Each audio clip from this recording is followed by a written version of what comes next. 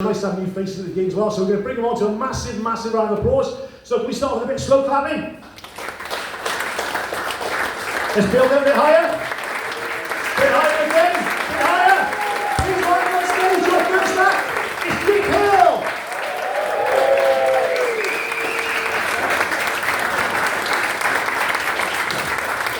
So not funny. Oh, Abergavenny. Roy Orbison sat in the front. What's up with your glasses? Why not? Why not? Well, I'll tell you why not, because we're inside, that's why not. Abergavenny, gateway to Wales, site of a Roman fort, and you'll know this, Gobanian. Yeah, is that right? Home to the National of Stedford, and you've got a food festival every September. 2017 voted one of the best places in Wales to live. Nothing since then. What's happened since 2017? Is it just gone downhill rapidly? Last year was it? So you won it this year as well. That's brilliant. So I've done my research a little bit. But one thing I didn't know, and 1968, Marty Wilde penned a song about Abergavenny. Are we all aware of that? Yeah. You bastards, I was hoping you were going to say. And I've looked at the lyrics, and I've got to be honest, initially I thought, Marty Wilde coming to Abergavenny? No chance. But it happened. 1968, he was in Swansea in Panto with his wife. And on the way, he saw the sign to Abergavenny. And he was really taken with it. And he said to his wife, that looks lovely. I mean, just the name, it's so lyrical, because we haven't got place names like that in the UK. And we haven't. We have not got place names as lovely as Abergavenny. We've got places like Shitterton, Bitchfield. Google it, you'll see it. And my favourite, Fingering Hoe. I'm looking around tonight. It's not applicable. Not applicable. So I've been doing stand-up for 20 years, and I've got to be honest, when I started, I had dreams, I had ambitions. I thought, maybe a tour, maybe live at the Apollo, and here I am on a Monday night. In what I suspect, this was a stable, wasn't it? This is what this was at one point. Am I performing in a bloody stable? Is that what's happened? No. But I got a call from my agent this morning, and I was absolutely delighted. He said, Nick, how do you feel about doing a gig at the O2? Or, bloody hell, the O2? I said, just book it. He said, no, hang on, let me finish. He said, how do you feel about doing a gig at the O2 shop in Gloucester? Because the manager's leaving, there's going to be about 4 people there, they're going to have a party and they want a comedian, it's 50 quid cash. I said, oh yeah, go on. 15 minutes he wanted me to do. I did 15 minutes, so I've got to be honest, it was the worst 15 minutes of my life. I just died on my arms. They were delighted. They were absolutely delighted, because at the end of it, they managed to convince me to buy a new £700 iPhone. That's never right. But in 2022, sorry, before I tell you that, you all seem lovely. I've got to be honest. You seem really nice. You seem very grounded, very down to earth people. Because not every gig's like that. I did a gig a couple of weeks ago in a place called Ashton Keynes in Cirencester in the Cotswolds, and I went on and just said, "Oh, it's lovely to be here in Ashton Keynes." And this woman at the back put her hand up. She said, "Oh, excuse me, young man. I know it's spelt Keynes. But in the village, we prefer to pronounce it Keynes. I hope you don't mind." No, that's fine. Does make you seem like a bit of a pretentious cunt.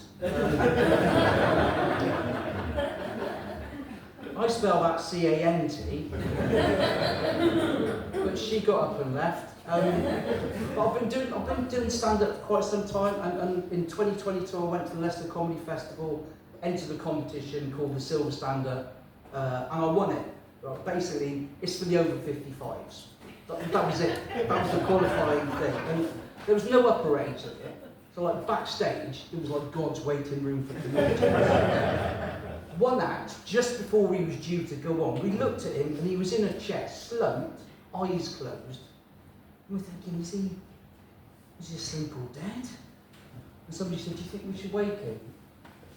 No, fuck it, leave it, it'll increase our chances. And I got through to the final and I won, and I phoned my wife. I said, oh, you'll never guess, after 4 years of trying, I've only gone and won. And she's like, oh, that's fantastic. What have you won? Because obviously she's from Mumbai. And I said, I've won a trophy. Oh, right. Anything else? I said, no, just the trophy. And I'm back home a couple of hours later and I'm showing her the trophy. That's lovely, but was there something else you haven't told me about? No, it's just that. Right, we've been on the website. Oh, shit, have you? What about the £500 cash prize they were advertising with? Like, I was gutted, because I had that lined up for a special occasion. She said, what have I told you all through our marriage? I don't know, there's been so many things it's hard to remember. She said, never lie. And she's right, you shouldn't lie. You know, if you're in a marriage, you shouldn't lie. There's got to be trust. She went away on a cruise last April. She phoned me midweek. You all right? Yeah, fine, thanks. Are you missing me? I remember what she said, never lie. Well, no, absolutely not. She started clutching at straws. I bet the dog's missing me. He wasn't, he was loving life. He was sleeping on my bed, I was feeding from the table, we were down at the pub every night, we went and got tattoos, well I did, and I know he can't talk, because dogs can't talk, can they? But we know what they're thinking, don't we? He was just sat there looking at me this one night, and he was like, oh Dad, this is brilliant, and it's just you, mate. Has she really got to come back? Yeah, she has, mate, she has got to come back. But yeah, she did come back, and we've been married 24 years now. She does moan a lot. I mean, we did dry January this year. We still drank, just no sex. She's not a happy woman in general. Like, I'll just give you an example. It was her birthday. See what you think. It was her birthday today, and I've got her a spa day, and she threw that back in my face. She hates grocery shopping, apparently. I didn't know. I didn't know. We celebrated Valentine's Day this year, and I did the romantic thing, phoned the florist. So I'd like to order some flowers to my wife. They said, would you like a card? I said, yeah, please, I'll have a card. She said, what do you want on the card? I said, I'll just put to Lynn or my love Nick. And then she said, would you like a kiss on the bottom? I went, brilliant, yeah. I can be there in about 15 minutes. She went, no, I meant on the bottom of the card. I went, yeah, I know, I'm a comedian, I was just making a joke. And quick as a flash, she said, I bet you don't get many gigs, which that was a little bit harsh. But we did celebrate Valentine's Day, and we just sat down having a meal at home, and Lynn said, can you remember how we met all those years ago? I said, yeah, I stuck an advert in the Lonely Hearts column and you responded. Actually, she said, you had 2 adverts, but I didn't reply to the second one. Why was that? So, well, in the second one, you put your height, right? I didn't know she had an issue with my height. I should have realised, because about a week after we got together, I suggested, how do you feel about going to Alton Towers for the day? And she was like, is there any point in you going? And then after we were married, I came home one day, and said, I need to ask you something. I said, what is it? She said, how do you feel about being only 9 inches taller than the largest emperor penguin ever recorded? She Googled it, right? If that wasn't bad enough, she worked in a school at the time, and I used to go and have coffee with her now and again. And I went in this one day, and a friend said, oh, Lynn's in a meeting, but you know where the staff room is, have a coffee. I said, yeah, thanks. They said, do you want a biscuit? I said, yeah, I'll have a biscuit. Why don't you pick up a penguin? They all knew. She told them all. She was moaning about sort of lack of romance in our relationship. And so what do you mean? She said, well, maybe on those rare occasions when we're being intimate, like a Sunday after Antiques Roadshow, and I've had a chance to have a good look at Fiona Bruce, so maybe it would be nice to have some music playing just to break the silence. And I thought, she's got a point. She's got a point. So I took that on board. So we were getting down to it. I put the first track on, I thought I made a right choice. Angels by Robbie Williams. I thought that's thereabouts, that would do. I've got to be honest, I think my choice of song number 2 probably spoiled the mood a little bit. The theme from Match of the Day. But this is the level our relationship has got to. We were sat watching a film a couple of nights back, and it was a film, it was an American thing about somebody trying to smuggle drugs into a prison by wrapping the drugs in cling film and shoving them up their arse. We were sat watching this film, and she's like, oh, look at that, bloody ridiculous that is. What? Well, shoving those drugs up there, because we know how hard it is to get something up there, don't we? But, and I looked at her and I said, we do? And she went, oh no, it wasn't you. That's harsh, isn't it? But she moans there's no surprises as well. So the other, again, I took that on board. She went in the bathroom, she was getting ready for bed. I went to the bedroom, turned the lights off, lit some candles, hid under the bed, and when she came in, I just grabbed her ankles, and apparently that wasn't the surprise she had in mind. But she did surprise me just before Christmas, because she said, you have remembered you're picking me up from my work stool tomorrow. That came as a total surprise, because she's self-employed and works from home. So no, that's fine, I'll do that. So I got to the place at the allocated time, she gets in the car, all I said was, have you had a nice time? And then I got, are you saying I'm drunk? Oh. No, I'm not saying you're drunk, but clearly you've had 1 or 2. The problem is, she said, I don't think you've loved me, and I don't think you've ever loved me, truth be known. I said, well, I do, I have. Obviously no guarantee going forwards. Well, if you love me, you can prove it right now. Well, how am I going to do that? I said, well, you can get on top of me and make love to me in this car. I said, well, that's not going to happen, is it? She said, give me 1 good reason. I said, well, I'll do better than that, I'll give you 3. Number 1, it's 4 o'clock in the afternoon. Number 2, we're still outside Wetherspoons in the middle of Gloucester. And number 3, we've got your girlfriend Chris in the back of the car. Because we're giving her a lift home. And that's the thing, she's got a girlfriend. She went away on that cruise I mentioned earlier on for a week with her girlfriend. That was fine. I wanted 1 night away with my girlfriend to spend that £500 winning. So shit I've got from that.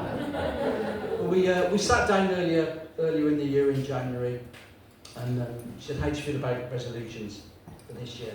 So I said, do we have to? She said, well, I think you need to change a little bit. I said, like what? She said, well, you're still very angry. You're still an angry person. But I don't want to share this with people. I've got issues. Perhaps I'll call them by their proper name, shall we? Fucking grown-up children. 27, 42 and 43. I mean, you think by now I know their names, but that's the... And we were having a discussion at Christmas, and I was talking to them about a documentary I'd seen on BBC, and I inadvertently used the word Eskimo. Oh, the shit they gave me for that. Oh, you don't realise how bad that is. You're a racist. That is so discriminatory. I said, it's just a word I've grown up with. It doesn't mean anything.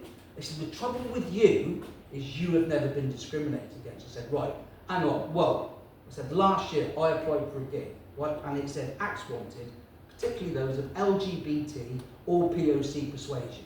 And I phoned up. I said, I'm interested in this gig. They said, are you LGBT? I said, no. They said, are you POC? I said, I've got to be honest, I don't really know what that means. They said, it's a person of colour. I went, yes, I am. They said, what colour are you? I said, ginger. And they put the phone down. Because I suffered as a kid with the name calling, being ginger, you know, copper knob, ginger nut, carrot top, you little ginger wanker. And I can remember saying, Dad, just leave it out. I was thinking of my dad the other day, and the older demographic will appreciate that, so probably 50% if you will. And on a Saturday we used to have a programme called World of Sport. Can someone else remember that? Yep. On ITV, and about 4 o'clock they used to have wrestling on, proper wrestling, not like the shit we get these days. This was proper fixed wrestling. And afterwards, me and Dad, and I'd be about 6 or 7, we'd have a pretend wrestle, and I'd try and pin his shoulders down for the count of 3. And at the last minute, he'd always pop one of his shoulders up. And I think, looking back, he was trying to teach me a life lesson.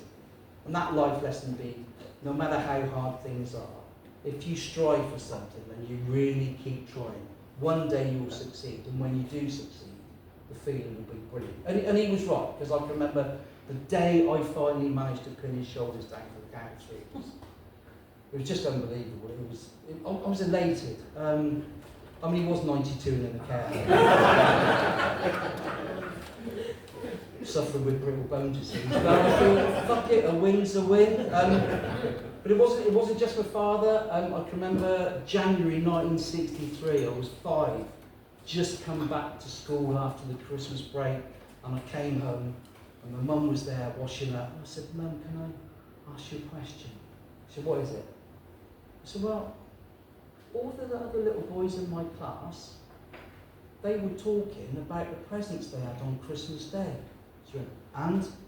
I said, "Well, I didn't get any presents, did I?" She went, "No, there's a very good reason for that." I said, "What was it? Because I was naughty before Christmas?" She said, "No." And she looked me in the eye, like I was 5, and I'll never forget the words she said to me. She just went, "Santa don't stop for ginger kids." That's harsh, isn't it?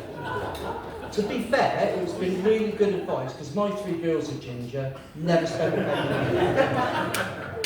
So I retired last year in 2023, so I've just done 12 months, literally 24/7 with my wife. I don't know if anyone else in the room has experienced that. And if you have, I want to know how you know my wife. We've just got to that stage, that sort of irritating stage, right? And it's nothing major. I'm going to breathe in. And if we go out, we tend to go out a lot in the car now. We'll come up to a junction, and I want to turn right. And if I can't see, I'll say to her, "Is it okay to go?" And she'll go, "Yeah." And as I'm halfway across, I get, "As long as you're quick."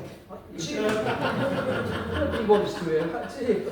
I've discovered things about her that I didn't know in the last 12 months. I've discovered that she has really missed a vocation in musical theatre. She's really missed a vocation, because she can make a fucking song and dance about anything. And the other thing we've been doing, and I wasn't really prepared for this for retirement. Have we got other retired people in the room? Yeah, we've got just 2. What about you 2 at the back? You two not retired? Not yet. You should. It's my life now. I didn't realise how many garden centres there are in Gloucestershire. We go to one in particular. We go there so much. I've got a loyalty card for it now. And we went there on my birthday in August, and I went just to pay for a coffee.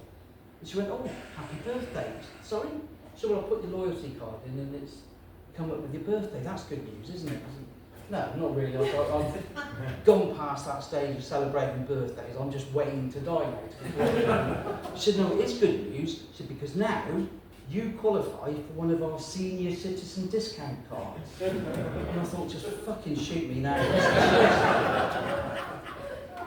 "Do I have to pay for it?" She said, No, they're free." I said, "All right, give it here." I said, "Are there any benefits to it?" She said, "Yeah, you get 40% off a roast lunch." "Oh, just give me the card." So I've gone back, and Lynn's having a coffee, and she said, "What have you got there?" I said, "Bloody senior citizen discount card." She said, "Well, are there any benefits?" I said, "Yeah, you get 40% off a roast lunch." She said, "Are you sure?" I said, "Yeah, let me have a look on the back." And yeah, you do. You get 40% off a roast lunch every Monday, served between 9:30 and 11:15. And I thought, who the fuck eats a roast lunch every Monday between 9:30 and 11:15? Well, since last August. I'll just finish with this last little bit for you. I'm not keen on this getting old business. I was alright when I got to 50. Because what happens when you get to 50? You get free life assurance through that post. When you get to 60, that changes. You've got all this to come. Funeral plans, that's what you get through the post. I know a little bit about funeral plans, because my mum had one when she died with the co-op, and as a last surviving son, I had to go and sort it out. And I went into the co-op in Gloucester and said, "I'm Nick Hill, I'm Jean Hill's son, come sort a funeral plan out." She said, "Oh, take a seat." She said, "How old are you?" I said, what's that got to do? She said, no, how old are you? I said, I'm 63. She said, okay. Have you got a funeral plan? I went, no. No. She said, well, you should, because you could go at any time. So I said, do you know what it entails? I said, well, no, not really. So well, basically, if you pay us £2,000 now, you can organise everything. We can organise everything today. So you can decide whether you're going to be buried or cremated. You can decide where you want the wake. You could put some money behind the bar. You could have what food you want. You could have a band or a disco. So you could tell people to wear fancy dress. Whatever you want, you can have. We had a 15-minute conversation, and at the end of it, I was looking forward to my own fucking death. That's my time. Listen, you've been an absolute challenge. No, you've been lovely. Thank you very much. My name's been Nick Hill. Good night.